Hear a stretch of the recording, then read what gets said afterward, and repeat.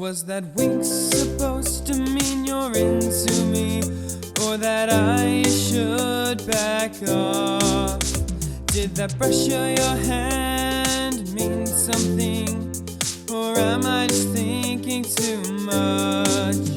When you texted me good morning, were you just being nice? If you really want me, please use your voice.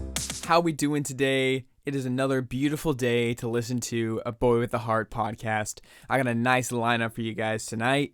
If we get through them all, we have 3 different situations. So let's get into this right away. So the last episode ended kind of around February of my sophomore year. This one takes place immediately after school ends. You know, your friends and you get together the day that school ends and throw a bonfire and burn all of your homework. So yeah, I got together with a couple of my friends, a big group, but I was close with 2 of them. One of them actually was featured in this podcast earlier. Her name was Lauren, and she was the one I shared that spin the bottle kiss with. So it was her and then her best friend, who I was also really good friends with. Then, there's a couple other people, but I was mostly there for them. And Lauren and me were chill by then. Like, we had been hanging out, we were really good friends. And so she knew that I was single, and she knew that I was in the market, and she also knew that her friend was single and she was in the market. So she was like, you should totally ask, and we'll call her best friend Kathy. You should ask Kathy out on a date. I was like, you know what? That actually sounds kind of fun. Like, I was attracted to her, Like, I was more into Lauren, but I could get with Kathy, So I was the entire night trying to figure out how I could get Kathy alone and just ask her out, because I didn't want to ask her in front of the group, the vibe, what if she says no? I don't want to ruin the party. So, we're burning the paper, we're roasting those s'mores, probably, I don't remember what we did there. And then we just went for a walk, all of us, and it was such a little bit spread out that I could talk to Kathy without everyone else hearing. And, Lauren was in the back listening to this conversation. So it was just me and Kathy walking side by side. And I was like, just asking her how she's doing, like how her life's like. And then casually just brought up that, hey, if you want to hang out, we should see a movie next week. And then she kind of gets the hint that I'm asking her out. And it's like, well, that sounds fun, but I'm talking to someone right now. What? I didn't say that to her, but I was thinking in the back of my mind, Lauren, why did you set me up for failure? Had you known, why did she not tell you were talking to someone? Or maybe Lauren thought it'd be funny to see me ask Kathy out, and it backfired in my face because, yeah, she basically said, nah, I don't think it's a good idea is what she said, verbatim, because I'm talking to someone. So, conversation moved to something else, and that was just left how it was. And the lesson from there was just basically do your research. Do your research beforehand, before you ask someone out. And if you have to ask multiple friends, or maybe even don't ask them out until they're single and out talking to someone. You could even bring up hey, so, anyone else in your life, and make it casual as a friend asking, not as I'm interested asking. So do your research before you throw yourself out there, because you'll do yourself a favor. It wasn't awkward at all for the rest of our friendship, but it was okay, well, I would have liked to know before I just shot my shot, threw my hook, missed, but it could have been worse. She could have had a boyfriend, and it would have been really awkward. That was that. I got a lot of things that happened this summer. So after her, I went to this church camp. There was this girl, we're going to call her Emily. Emily, I had known because we were in the church choir together. She led the church choir, as the director. Just youth, keeping this in mind. I'm not going after moms. So she's a youth director. And, I talked with her a couple of times. She was really into music, so I liked that in a girl.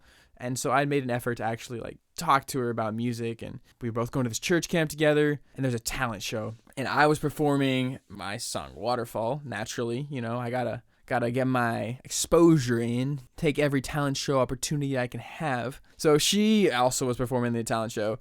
I think she did a singing act. Maybe she played the piano and sang. No, I was the only one that was that talented. Everyone else just did one instrument or just sang. She did a singing act. I didn't actually realize this, but she had a boyfriend.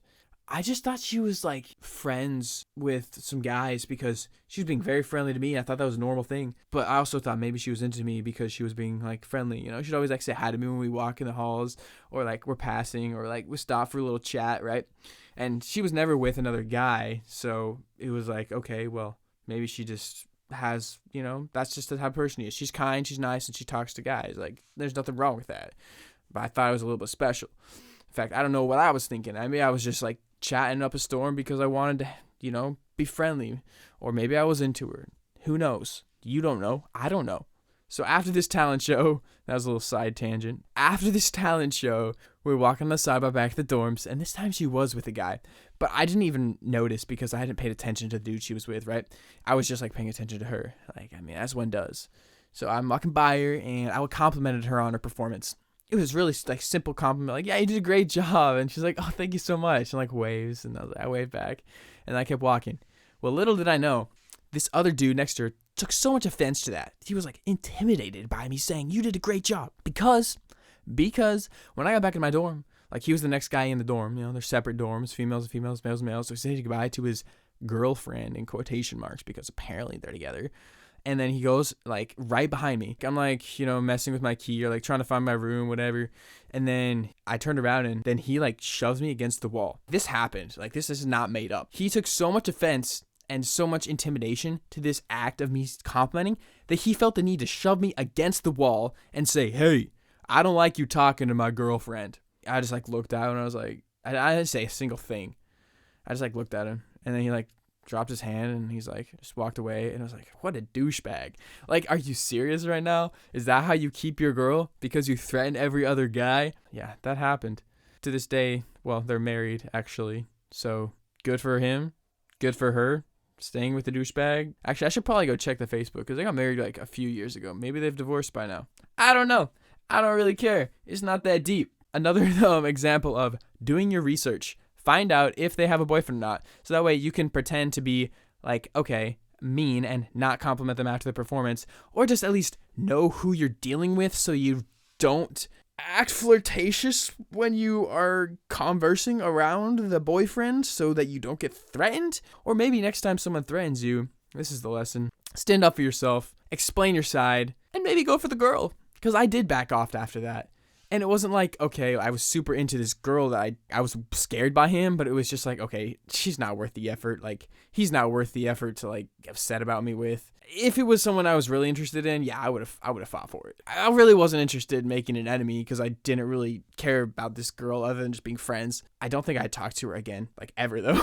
This is like the only time that happened. Like, someone else was the reason why I stopped talking to someone. Yeah, it wasn't that deep. It really wasn't that deep. Do your research. All right, one more time. This one's not so much about research as just knowing when to say no, knowing when enough is enough, like giving up almost. I don't like saying giving up, but moving on. Moving on is a better word. So this girl, name was Sally, and these names just do not sound attractive. I gotta work on that. Okay, Emily was fine, but like Sally? No hate on anyone that's named Sally, but it just sounds like you're like 4. She's not 4, I swear. She's older than me in this one as well. So it was one of my mutual friends. I met her the 4th of July. I was over at one of my really good friends' houses, and she had her friend over. 4th of July, we did fireworks, like we did Smash Bros. After that night, we got pretty tight. Like, we would do everything together. Just go get food, hang out at each other's houses. We even played in the rain one time, and my clothes got all wet, and it was at her house. So she just gave me some of her clothes to wear, her pajamas.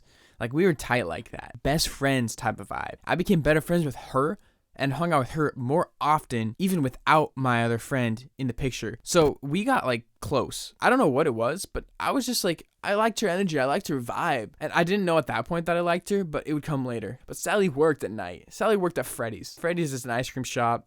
It's got some like sort of good fries, nice steak burgers. A little Midwest chain. Sally worked in the nights, so we'd always hang out like after she got off, which is like around 10 or 11. It was so late. Sometimes I would go hang out in Freddy's and just wait for her to get off. Like, I'd go there like an hour before and then like annoy her until close, and then her manager would finally let her go. But one of these times, I brought my ukulele, and I thought it was going to be really bold. I decided I was going to serenade her. This is going to be my way of showing her that I was into her, but also just being silly. Girls like silly guys, but apparently this one didn't. Back up a little bit to this. I'd heart attacked her car, but like it was in a group setting with my good friend, and her guy friend. We put a giant sombrero balloon on her car and then like heart attacked it with candy and those sweet notes and whatnot. So that was kind of one way of saying like expressing my care for this girl, Sally. And then this other one was like, okay, well, you could probably guess who heart attacked your car because I'm serenading you too. I did. And her managers, well, suffice it to say, she told her managers that she was really kind of uncomfortable with me following around the store with a ukulele, playing it in the restaurant.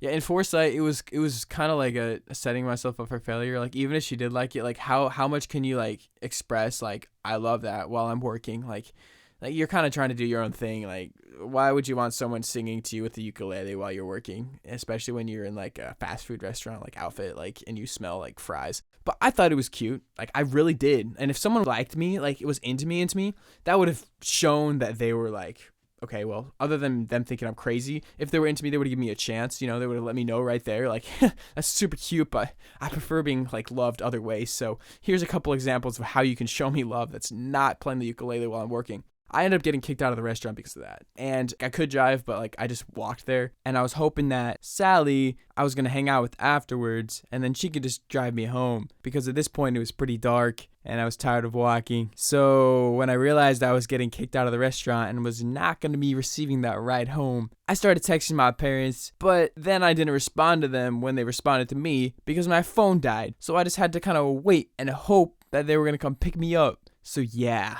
I was waiting outside the store and the manager said, yeah, you need to get off the property. I was like, bro, are you kidding me right now? My phone's dead. I can't even tell my parents to come pick me up somewhere else.